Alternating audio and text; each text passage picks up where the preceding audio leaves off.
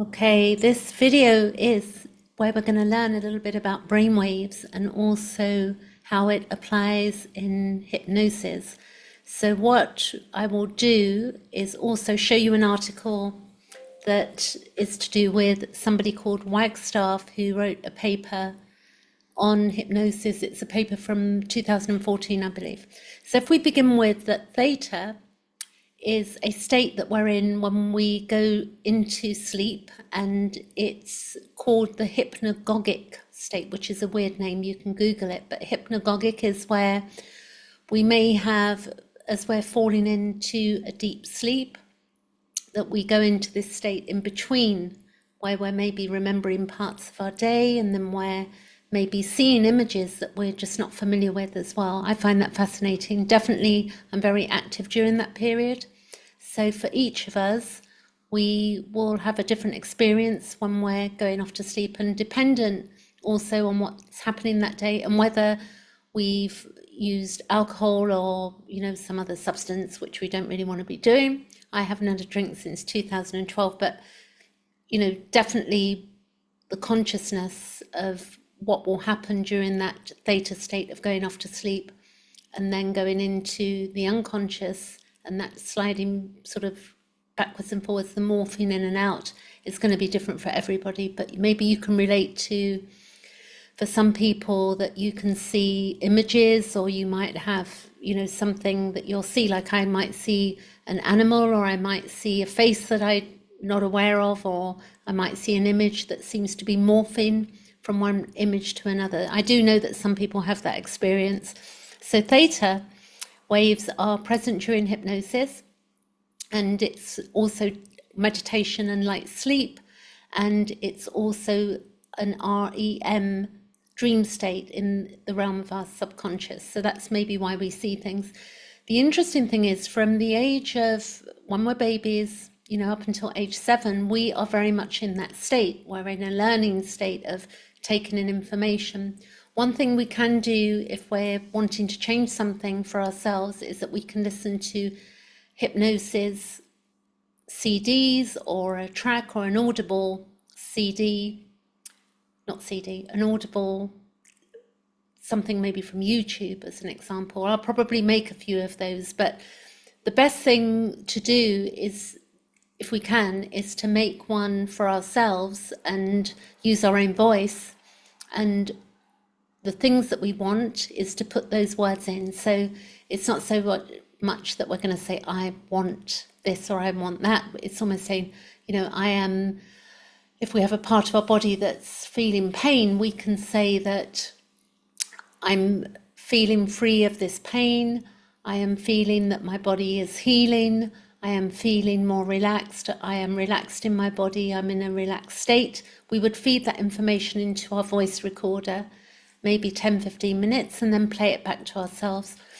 Some people don't like hearing the sound of their own voice, but if you are familiar with somebody that you like listening to on YouTube, as an example, then you can use one of the ones that are already made. But again, the more specific we are to our own circumstances and us, and also we can get triggered by listening to other people. Like if we've had a very difficult childhood and somebody says, go back to your childhood memory or your childhood home, that could be very inappropriate for us specifically if we're just listening to one on YouTube, if that makes sense. So theta and the hypnagogic state. And then we have also that if we're trying to achieve something, we can add content into our voice recording that will help us there as well.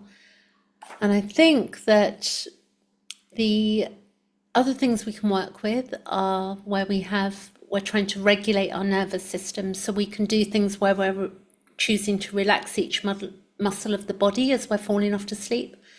And we can use our own voice for that as well. Like, you start at the ankles, you work up the leg to the knees, to the lower back, to the hips, and generally just run through the body, and then say, as I take a breath, deep breath in, and I relax my body so deeply that I fall into the most wonderful sleep.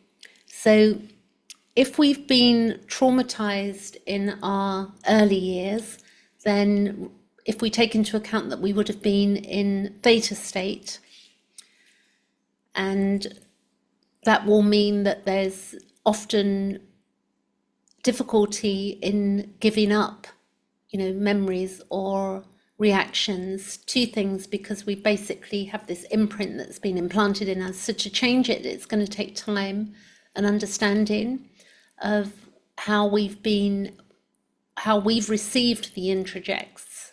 An introject, many know, it's something that we take on and then it's implanted and then we think it's ourselves. So if you have anxiety, as example, about a particular matter, or you have OCD, it could be that there was an event that took place that led to you using a way of coping, like a coping skill. And all these things can be changed in time. We also, when we look at the brain wave states, if I run through them, we've got beta, which is 14 to 40 hertz, and this is our normal waking consciousness. So right now I'm awake and I'm conscious, and this is where we are alert, we have critical reasoning, and this also can be that where we get stressed and anxieties and fears, because we're conscious of what's going on around us, and if we have hypervigilance, and we can get restless as well. The alpha state is 7.5 to 14 hertz, and the alpha waves are when we're in deep physical mental relaxation. So if we get really, really relaxed, and it can be all that we're daydreaming, we may be staring out the window looking at a tree, and look at the tree sort of moving from side to side, or we might be looking at a cat in the street, or looking at some flowers, or laying in the sun. We can have this sensation, which is alpha, and we can also have visualization and imagination heightened at that point. When we're in a relaxed state, the mind wanders, and often we can do a lot of problem solving in that state as well. Theta, again, going back to the 4 to 7 hertz, is where, in childhood up until age 7. Then we've got the delta, which is lower than theta. This is when we're in a deep sleep, and we are also, it can be dreamless sleep, and in a very, also, meditation, people can go into these states as well in meditation. And probably, what's important more than what I'm speaking of now is that we can know these states of different states, but in order for us to change something about ourselves and to maybe alleviate a problem or a fear, then what we need to know is a little bit of information. Where did the fear come from? When did you first feel the fear? And we're looking for solutions to our problems. It's very sort of tragic in a way that we can have things happen in our younger years that we're then reliving all of our adult lives. And I'm sure many people out there understand what I mean by that. We may have a fear of being, in poverty, for example, and we may have come from poverty. We may have money in the bank, but we may have been through poverty, and we're always afraid that we're going to lose, or, that we need to hoard, or we need to, always be on guard. And there can be hypervigilance as well for something that happened as a child that's not likely to happen as an adult, but we can still be in that sort of state. So I will make more videos on this, and what I'm going to do now is share something that's going to be useful to some people, hopefully. So this Wagstaff, apparently from my research, he's from Liverpool, and he had definitions of hypnosis, which is not a too long read. I'm just going to show you. It's literally 2 pages, and it will be food for thought, I think. So as Wagstaff, this issue notes, finding a definition of hypnosis upon which hypnosis scholars can agree has proven to be a Herculean task that has eluded the best efforts of individuals and committees. So what, in hypnosis, when I was studying and doing my diploma, we were asked to, in the exam, to define, what does it mean for somebody, for us, what is the definition of hypnosis? Because there's a great misunderstanding of what it is, and in clarity. So this article may tidy up what this means. And also, when we go back to Freud, and Freud was using hypnosis with other colleagues at the time. He was working with people, and it's interesting to look at the history of where hypnosis came from and how it's been used in history and in time, and through, probably right back to the beginning of time. We don't know how long it's been. People have been aware of it or had a name for it. There was magnetism at some point, I think in the 1800s, and Franz Mesmer is a name that is worth looking up, but that will be for another video. So I'm going to read this article and see what comes from it. So we know that Wagstaff proposed revision of the APA definition of hypnosis, and that's the American Psychological Association, 1994, which is the last paragraph of his article, is one of the best I have seen. Whether it succeeds in achieving a consensus among hypnosis scholars remains to be seen, but it has much to recommend. It. So this is Irving Kirsch, if I've pronounced that PhD correctly. The inclusion of the term alleged is especially important as it is non-committal with respect to the question of whether hypnotic procedures produce a specifically hypnotic state. This may allow acceptance of the definition by scholars with substantially different theoretical views on the subject. It also ensures that hypnosis can exist. Here we go again. So let's see, where did I go?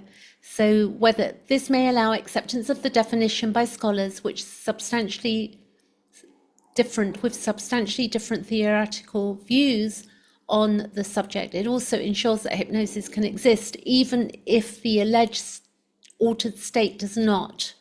So an alleged altered state is that, it's very much an inner world, so if I say to you, I have a dream and my dreams are like this, as I did at the beginning, like I see these faces, you might think, what am I talking about? So, but somebody may have experienced that and they'll think they get me and that we're on the same page. But we really don't know. This is the thing. So this may allow acceptance of the definition by scholars with substantially different theoretical views on the subject. It also ensures that hypnosis can exist even if the alleged altered state does not, in the same way that seances exist even if communication with the dead does not. So it's very interesting. Go to the next bit. There are two approaches to defining hypnosis, and this is Kirsch et al. 2011. One is a narrow definition in which hypnosis is linked to the administration of hypnotic induction, and that's again Kirsch there, or the acceptance of the idea that one is in a hypnotic state. There is also a broader approach to defining hypnosis, according to which hypnosis is defined as a domain of characteristic phenomena, central to which is the administration of imaginative suggestion, Hilgard, 1973. So, imaginative suggestion is a term coined by Brafman and Kirsch, 1999. So you'll be able to find all of these papers online where I'm, mentioning this here. You can see, if I get my pointer to make it clear, if you're studying hypnosis yourself, as for instance, let's see, select a pen. Whoops, maybe not. Draw. Spotlight. Okay, so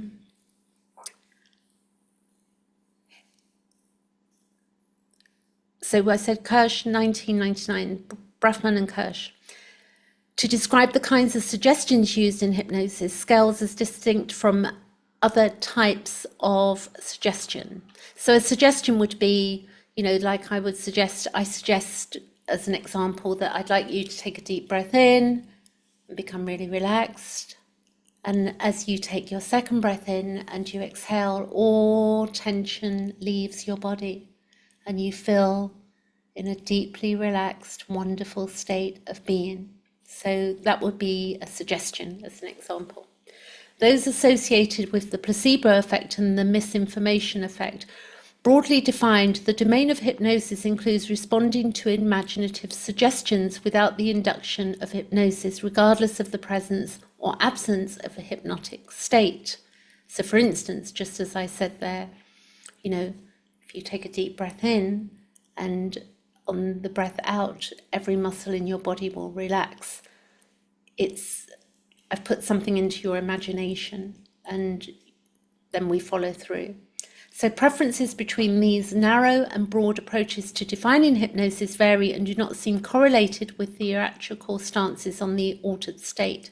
So I guess that's saying, there are where you've seen maybe theatrics or people doing this in a theatre or something. So we don't know if that stuff is real, where people do really silly things. It's almost making fun of a situation where it can be really helpful, hypnosis, if somebody's suffering a lot of pain, and how we can deal with the pain through hypnosis. Like, if you've got a really bad headache and you've got tension in the back of your neck and shoulders and head, and I said, breathe in, and I'd like you to release the tension in the back of your neck and allow your shoulders to release the tension and relax.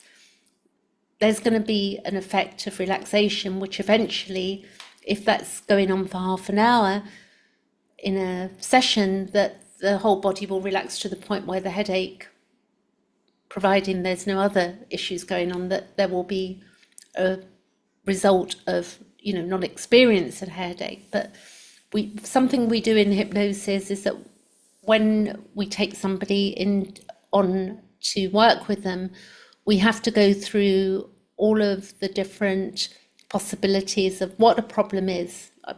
With the physical being, sometimes it will mean that we would need doctor's consent in order to go ahead to make sure that you're getting checked, that there's nothing wrong with you. If you have anxiety or you felt like you were having palpitations, it's like to rule out, that there is no other issue causing that, because there seems very little point in working on something if there is a condition that's causing, a physical condition that's causing a problem. But so many things can be dealt with, as I said, like obsessive compulsive disorder, grief, addictions, the list goes on. That's just a few. So Wagstaff says here is that this issue argues strongly for a narrow definition. Although I do not have a strong preference and have facilitated greatly on this issue, I think that some of his objections can be countered easily. Wagstaff argues that a broad definition of hypnosis, leads to contorted terminology such as hypnotic hypnosis, hypnotic non-hypnosis. However, this results from mixing narrow and broad definitions. Consistent use of terms from one or the other need not result in verbal contortions. A central concern that Wagstaff raises is that any definition that does not include the notion of an altered state loses sight of the etymological origins of the term. However, there are many examples of scientific definitions that have changed in response to empirical and theatrical advances. According to most dictionary definitions, for example, gravity is a force. Instead, is not a force, sorry, get that wrong. According to the theory of general relativity, however, gravity is not a force. Instead, it is a byproduct the curvature of space-time. So should we neutralize or water down the definition of gravity? Or should we respect the etymological roots of the term and keep the concept of an attractive force as central to the definition, and then conclude that gravity does not exist? See, the thing is, as humans, all words and things that we human beings have defined and given meaning to all that exists around us. So even with hypnosis, or what sleep means, or what joy means, or what happiness means, or sadness, or grief, we've done that. So do we just say, well, that doesn't exist, or that exists? Maybe there's just something in between. It's not black and white. That's sort of grey, but not grey in a bad way, but in a way that everything is affected by something else. We're living on a planet flying through space, so where everything is interconnected. Same with language. So here, reading on, here are examples closer to home. For the last century, the terms mesmerism and animal magnetism have been considered synonymous with hypnosis. This can be seen in the common dictionary definitions of mesmerism, and in Binet and Ferres, I don't know how I'm pronouncing that correctly, but F-E-R-E-S, you see there, 1888, classic work on animal magnetism, where they state that magnetism and hypnotism are fundamentally synonymous terms. So are mesmerism and animal magnetism hypnosis only if we accept definitions that Mesmer, so that's Franz Mesmer, and his followers would never have recognized. And let us not forget that original definition of hypnosis was nervous sleep, and that was Braid, 1843. If we were to be true to our etymological origins, nervous sleep would remain the definition of hypnosis, and we would all have to agree that hypnosis does not exist. One of the problems in defining hypnosis in its relation to hypnotizability, if hypnosis is defined as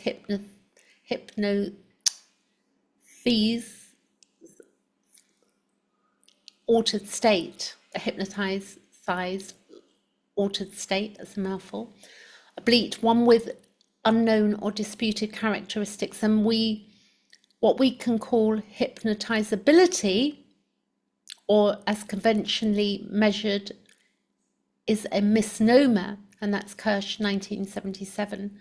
Witzenhofer, hopefully again, one of those long, I think it would be German, that maybe, 1980. Wagstaff, this issue, is well aware of this, and given his definition of hypnosis, he is correct in noting that self-report hypnotic depth scales are the most direct measure of hypnotizability. If hypnosis is the acceptance of the suggestion to enter a hypnotic state, then the experience of that state is operational definition. Responses to suggestion are measures of suggestibility, not of hypnotizability. However, Wagstaff then goes on to suggest that current hypnotizability scales, which measure suggestibility, can be used as indirect proxy measures of hypnotizability because of their high correlation with hypnotic depth scales. This may put us on a slippery slope, as there is already a tendency to confuse hypnotizability with primary or imaginative suggestibility. Furthermore, the correlation holds only if the hypnotic induction has been used. So a hypnotic induction is that somebody knows, you get them into a relaxed state, you ask them to place their feet firmly on the floor and to relax the arms and to take a deep breath in, and an induction is preparation for to hypnotize somebody. So, reading on, Where was I? This may be on a slippery slope, as there is already a tendency to confuse hypnotizability with primary or imaginative suggestibility. And if you think about this with children as well, the imagination can be wonderful, like bedtime stories, and the imagination of, Jack and the Beanstalk, or, fairy stories and Sleeping Beauty. Like the imagination can run wild, and will create pictures in the mind, but also that can then have the child playing out these characters as well. So furthermore, the correlation holds only if a hypnotic induction has been used. In the absence of a hypnotic induction, highly suggestible people respond well to hypnotic suggestion, but rate themselves as not being hypnotized. So whether we think we can or we can't, I would say from my own life experience that definitely we are hypnotized in a hypnotizable state as a child, which is theta, and then we can become hypnotized as adults, and when we think we fall in love with somebody, as an example, we become hypnotized to all of the goodness in a human being. It's very cut and dried, like we'll just see the good, and then when we have a problem with somebody after knowing them for years, it can make us really uncomfortable and jump as the relationships develop, or friendships as well. So more important, I'm at this part, in the absence of hypnotic induction, highly suggestible people respond well to hypnotic suggestion, but say, rate themselves as not being hypnotized. And that's Mazzoni et al. 2009. More important, why should we use proxy measures when valid and reliable direct measures are available? We should use intelligence tests rather than socio-economic status to measure intelligence, and blood alcohol levels rather than impulsiveness to measure intoxication. That's quite interesting. So looking at that again, to measure intelligence, and blood alcohol levels rather than impulsiveness to measure intoxication. Similarly, in a similar way, if we adopt Wagstaff's proposed definition of hypnosis, we should use hypnotic depth scales, not suggestibility scales, to measure hypnotizability. Despite these squibbles, Wagstaff's article is an important contribution to the ongoing discussion and definitions of hypnosis and hypnotizability. His proposed definition is as good or better than any narrow definition of hypnosis that I have seen, and should be considered seriously as a contender of consensual adoption. So here's some references there. If you want a copy of this, you can email me at I'll put my email address with my booking page for sessions of hypnosis in the description. And if you particularly want a copy of the Wagstaff's definition of hypnosis, you can find it online yourself by just putting in that title, Wagstaff's definition of hypnosis, or you can email me and I'll send you the PDF copy I downloaded from the internet. Anyway, I'm going to leave it there, and hopefully that's been a bit of learning and food for thought on how hypnosis could be useful to obtaining a better life, or becoming regulated in our emotions, or dealing with OCD, or food, or any issue that we have that feels a bit too much for us. And also, before I go, so if we do this at sleep time, if we do a recording of things that we want to achieve for ourselves, saying, I am successfully dealing with this issue. I have successfully dealt with this issue. I'm learning to relax. I am relaxed. I'm more relaxed than I've ever been in my life. We're having a constant conversation with ourselves anyway, so spending 15 minutes hitting a record button, recording some information, and then listening to it as we go off to sleep. We don't need to put in headphones I'm sort of against headphones in a way because of the, EMFs and Wi-Fi. I don't sort of, like the idea of them myself, but you can get headphones that are tubes, which don't transmit the EMFs and affect the brain waves. And then also, it's better not to sleep with a phone in your bedroom anyway.